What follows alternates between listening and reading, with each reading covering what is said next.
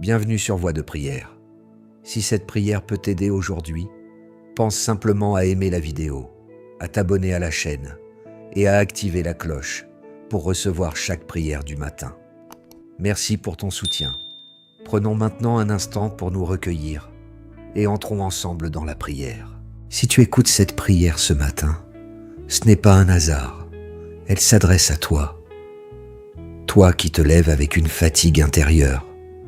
Toi qui portes des responsabilités lourdes. Toi qui traverses une période d'incertitude, de doute ou de silence. Peut-être que tu te demandes comment tu vas tenir aujourd'hui. Peut-être que tu souris à l'extérieur, mais que ton cœur est fatigué. Alors reste ici. Ne pars pas. Ce moment est pour toi. Écoute bien cette vérité. Pas demain. Pas quand tout ira mieux. Pas quand tu te sentiras plus fort. Aujourd'hui, tu n'avances pas seul. Même si tu te sens isolé, même si personne ne comprend vraiment ce que tu portes, même si tes combats sont silencieux et invisibles, tu n'avances pas seul. Avant même que tu ne poses le pied par terre ce matin, avant même que tu ne regardes ton téléphone, avant même que la première inquiétude ne traverse ton esprit, Dieu est déjà là. Il n'est pas en retard. Il n'est pas distrait. Il n'est pas indifférent. Il marche devant toi. Il connaît les conversations que tu vas avoir. Il connaît les décisions que tu devras prendre. Il connaît les imprévus de cette journée. Rien ne le surprend. Et au milieu de tout cela, sa parole déclare une vérité qui traverse les siècles. L'Éternel est mon berger. Je ne manquerai de rien. Prends un instant. Laisse ces mots descendre en toi. L'Éternel est mon berger. Cela signifie, je ne suis pas livré à moi-même. Je ne suis pas abandonné au hasard. Je ne dois pas tout porter seul. Un berger veille, un berger guide, un berger protège, un berger cherche quand une brebis s'éloigne. Et je ne manquerai de rien ne veut pas dire que tout sera facile. Cela veut dire que pour chaque étape, la grâce nécessaire sera là. Pas forcément en avance, mais toujours suffisante. Ce n'est pas une phrase religieuse destinée à rassurer superficiellement. C'est une déclaration de dépendance confiante. C'est dire « Je choisis de croire que Dieu prend soin de moi, même quand je ne vois pas encore comment. » Alors ce matin, fais de cette phrase la tienne, pas celle de quelqu'un d'autre. La tienne. Dis-la dans ton cœur. « L'Éternel est mon berger. » Encore une fois, doucement. L'Éternel est mon berger. Ce n'est pas seulement un verset, c'est une encre. Et aujourd'hui, cette encre est pour toi. Prenons maintenant un instant. Ralentissons volontairement. Ne lis pas ces paroles comme un texte que tu connais déjà. Reçois-les comme si elles t'étaient adressées personnellement, ici et maintenant. Laisse chaque phrase descendre doucement dans ton cœur. L'Éternel est mon berger, je ne manquerai de rien. Ce n'est pas une affirmation collective, c'est personnel, mon berger. Pas seulement le berger des autres, pas seulement le Dieu des foules, mon berger, celui qui connaît ton nom, celui qui sait où tu en es, celui qui voit ce que personne d'autre ne voit. Il me fait reposer dans de verts pâturages. Remarque le verbe, il me fait reposer.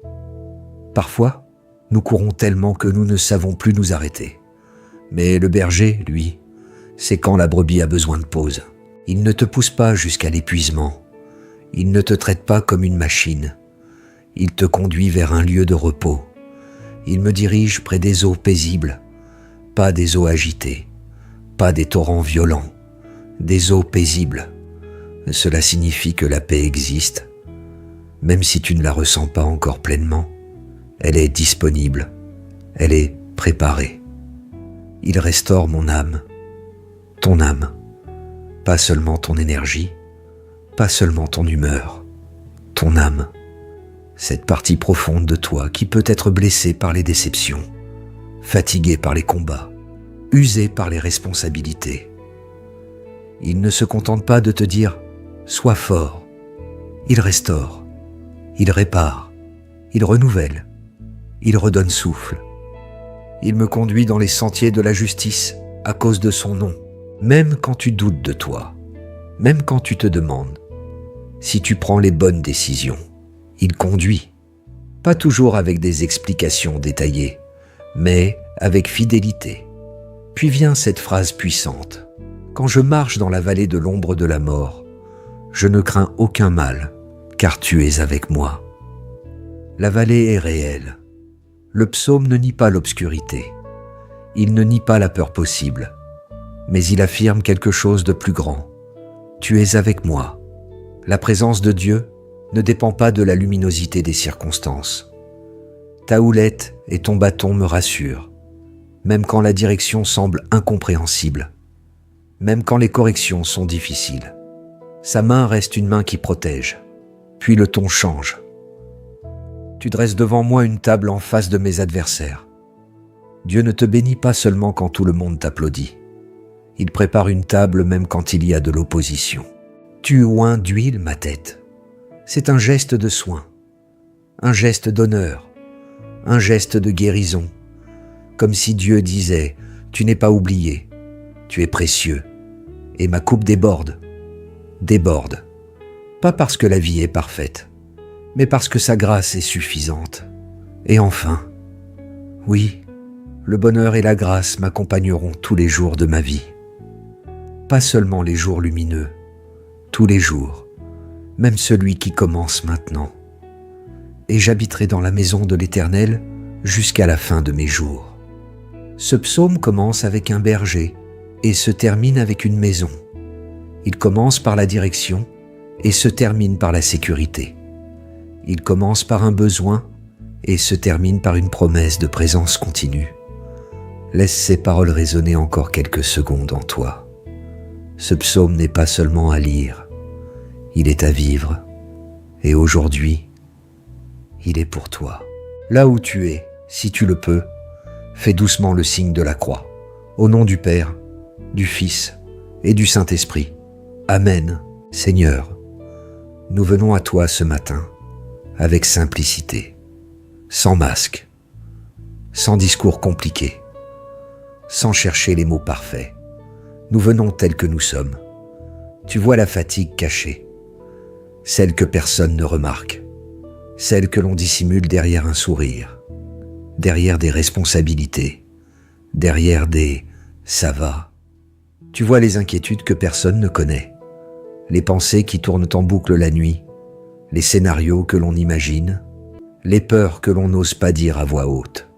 Tu vois aussi les déceptions, les attentes non comblées, les prières restées sans réponse apparente. Rien n'est invisible pour toi. Et pourtant, tu ne juges pas, tu ne reproches pas, tu accueilles. Ta parole dit « Il restaure mon âme ». Pas « Il exige plus », pas « Il condamne », mais « Il restaure ». Alors Seigneur, nous te demandons maintenant une restauration intérieure. Restaure ce qui est épuisé par les responsabilités. Restaure ce qui est usé par les combats répétés. Restaure la confiance qui s'est affaiblie. Restaure l'espérance qui vacille. Apaise ce qui est agité. Les pensées trop rapides. Les inquiétudes trop lourdes. Les émotions trop intenses. Viens poser ta paix comme une main douce sur un cœur tendu. Guéris ce qui est blessé. Les paroles qui ont marqué. Les rejets qui ont laissé une trace. Les erreurs que l'on n'arrive pas à se pardonner.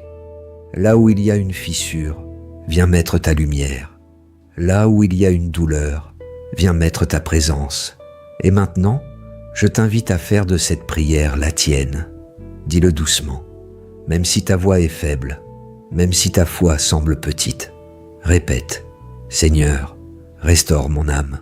Encore une fois, plus lentement. Seigneur, restaure mon âme. Ne te presse pas. Imagine que tu déposes ton cœur entre ses mains, pas pour qu'il l'examine avec sévérité, mais pour qu'il le soigne avec tendresse. Seigneur, merci parce que tu es un berger proche. Tu ne cries pas de loin. Tu marches à côté. Tu connais le rythme de chacun. Merci parce que tu ne nous demandes pas d'être forts avant de venir à toi. Tu nous accueilles dans notre faiblesse. Et c'est là que ta force agit. Ce matin, nous choisissons de te faire confiance. Pas parce que tout est réglé, mais parce que tu es là. Amen. Il y a des vallées dans la vie, des moments où tout semble incertain, des saisons où l'on avance sans voir clairement l'issue. Mais le psaume ne dit pas « je m'installe dans la vallée ». Il dit « quand je marche, la vallée est un passage.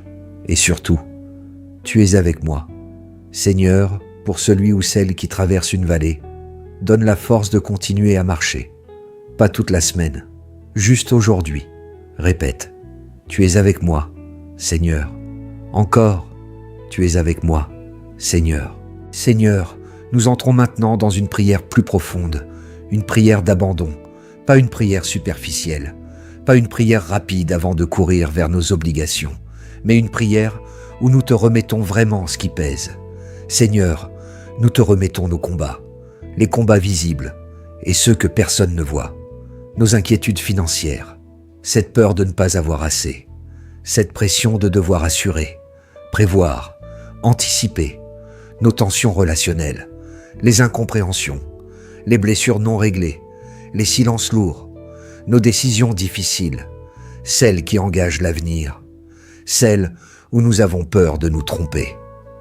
Père, toi qui es aux cieux, que ton nom soit sanctifié, que ta présence soit reconnue dans nos situations, que ton autorité dépasse nos peurs, que ton regard soit plus fort que nos angoisses, que ton règne vienne, pas seulement dans les églises, mais dans nos maisons, dans nos finances, dans nos relations, dans nos pensées, que ta volonté soit faite, sur la terre comme au ciel, même quand nous ne comprenons pas tout, même quand nous aurions choisi autrement. Apprends-nous à te faire confiance. Apprends-nous à lâcher ce que nous ne contrôlons pas. Nous ne te demandons pas une vie sans défi. Nous ne te demandons pas l'absence totale d'épreuves. Nous te demandons ta présence au milieu. Comme dans le psaume 23, tu dresses une table, même face aux adversaires. Cela signifie que l'opposition ne définit pas notre avenir, que la peur ne décide pas de notre destinée, que les circonstances ne sont pas notre berger. Toi, tu es notre berger. Donne-nous aujourd'hui notre pain de ce jour, le pain du courage pour aujourd'hui, le pain de la sagesse pour aujourd'hui, le pain de la patience pour aujourd'hui. Pas pour toute l'année, juste pour ce jour. Pardonne-nous nos offenses, comme nous pardonnons aussi à ceux qui nous ont offensés. Seigneur, libère nos cœurs de l'amertume, guéris les souvenirs douloureux, donne-nous la grâce de relâcher ce qui nous emprisonne. Et ne nous laisse pas entrer en tentation, mais délivre-nous du mal. Protège nos pensées, protège nos décisions, protège nos pas. Seigneur, oins nos pensées. Quand elles deviennent sombres, éclaire-les. Quand elles deviennent confuses, clarifie-les. Quand elles deviennent accusatrices, adoucis-les. Protège notre cœur, qu'il ne s'endurcisse pas, qu'il ne se ferme pas, qu'il ne perde pas la capacité d'aimer. Donne-nous la paix intérieure, pas une paix fragile, mais une paix enracinée en toi. Et maintenant, déclare-le avec foi, même si ta situation n'a pas encore changé. Répète, ma coupe déborde de la grâce de Dieu. Encore une fois, ma coupe déborde de la grâce de Dieu. Ce n'est pas nier les difficultés, c'est affirmer que la grâce est plus grande. Car à toi appartiennent le règne, la puissance et la gloire pour les siècles des siècles. Et ce matin, nous choisissons de déposer nos fardeaux entre tes mains. Amen. Oui, le bonheur et la grâce m'accompagneront tous les jours de ma vie. Pas seulement les bons jours, tous les jours. Aujourd'hui, fais un pas avec confiance. Le Seigneur est ton berger. Il marche devant toi. Il ne te lâche pas. Ta journée ne commence pas dans la peur. Elle commence dans la présence. Si cette prière a parlé à ton cœur, écris simplement « Amen ». C'est une manière de dire « Oui Seigneur, je te fais confiance aujourd'hui ». Et si tu veux commencer tes matinées dans la paix et la foi, abonne-toi à cette chaîne. Nous continuerons à prier ensemble. Que le Seigneur te bénisse, qu'il restaure ton âme, qu'il te conduise près des eaux paisibles aujourd'hui. Amen.